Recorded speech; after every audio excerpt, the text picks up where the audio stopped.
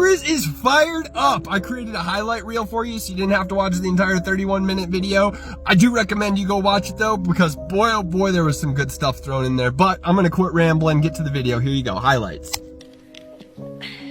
Thank you all for being here today. It is unacceptable that any mid-level unelected bureaucrat staffers can tell members of Congress that we are not allowed to access information about UAPs. Let me be clear that we are the representatives of the elected, or that of people that sent us here to do the right thing.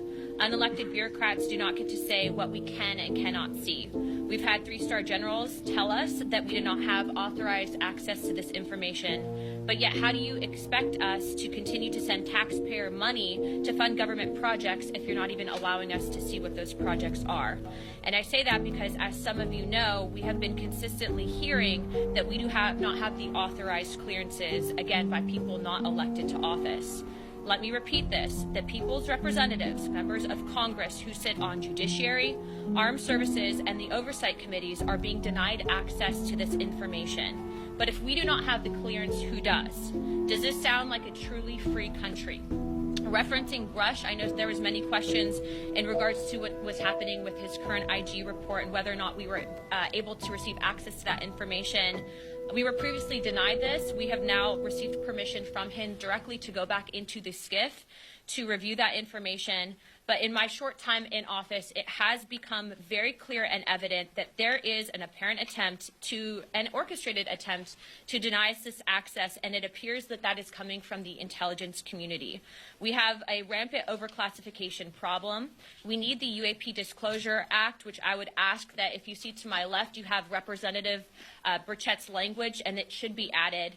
As we know, we do not want to go forward with fake promises to the American people. I'd also like to speak on the issue that some members have stonewalled our efforts to get transparency, and this is also unacceptable. No one member is above another, and the American people deserve to know as much about the existence in this universe as possible.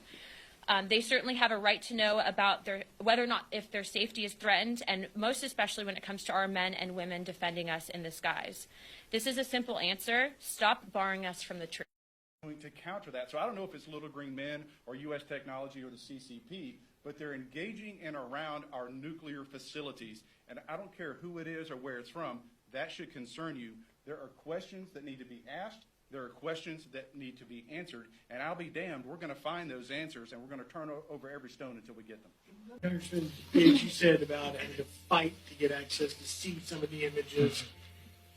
So to the best of you can answer this question, have any of you seen something to lead you to believe stronger in the existence of something extraterrestrial? What I can tell you is that when Congresswoman Luna and Congressman Burchett and I were at Eglin Air Force Base, there were hours of frustrations where they didn't want to let us see a photograph taken by a pilot during a test flight.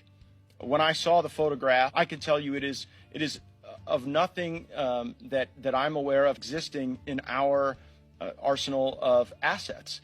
And I'm on the Armed Services Committee for 7 years. I'm not unfamiliar with the things that we have at our disposal. It was not something that I could classify as something that we would possess or a capability that any of our adversaries possess.